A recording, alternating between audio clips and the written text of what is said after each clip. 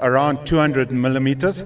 But generally what happens is when you hit a rock, you do bounce backwards, and there is some leniency, but it's at the discretion's marshal at the end of the day. He's the final decision, but in the rule book it's 200 mils. Okay, nothing fancy on this suspension. I am seeing a bit of movement. There you go. There's a right foot option. Touch on the right hand side, but he's almost through.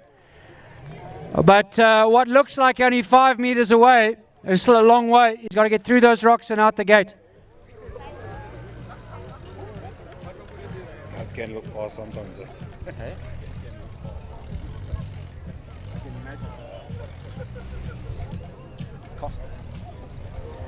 Right, second course for Costa. We saw him earlier, had a very good run. His navigator just telling him what to do. Yeah, a reminder as well, they got helmets on, so a lot of it is hand signals, so they can't hear. A big round of applause. He finally got out. Well done to Trevor.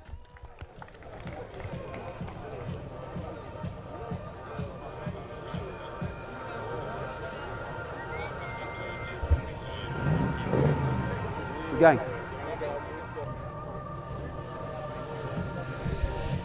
Right, am I right in saying that's Alex Hawkins coming in? That this car's fiddle brakes is operated by the driver only. So no assistance, you'll see it there slide around the corner, there you go. Michael Moss, he's originally from Matari, but currently up in Zambia. Actually, you know what? I saw him on the seesaw. They drove that vehicle all the way from Solwezi. Very correct. It is, again, it's a very capable vehicle. It's got suspension mods, diff locks, fiddle brakes, and it is perfectly road legal, and he drove it all the way. Well, I tell you what else he's got, because you might not be able to see it, but if he comes close to you, he's got 2 LED screens on his dashboard, and he has cameras inside his front wheels.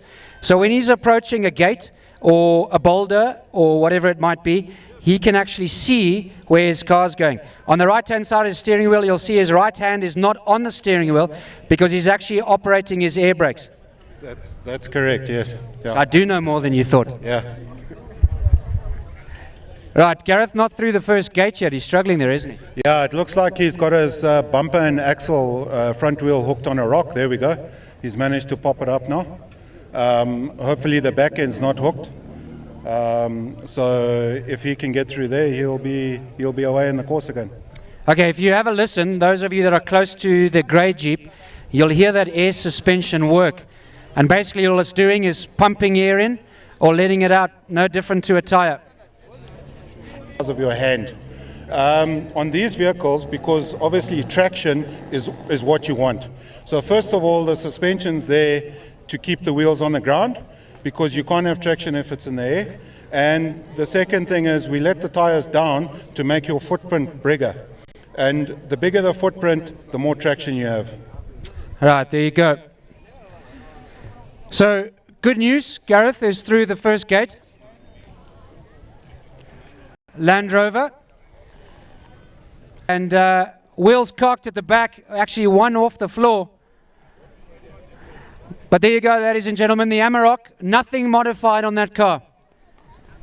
Bog standard. What is this common rail thing? Basically what it is, it provides a very high pressure to the injectors and it atomizes the fuel very, very well. That makes it make huge horsepower out of it, out of a very small engine. I think that is like a 2.2 or something like that. So very small capacity, but with 2 turbos and stuff like that. Murray, what can you see in your rearview mirror there, by your door? Absolutely nothing. Broke it off, driving the course. Right, here he goes.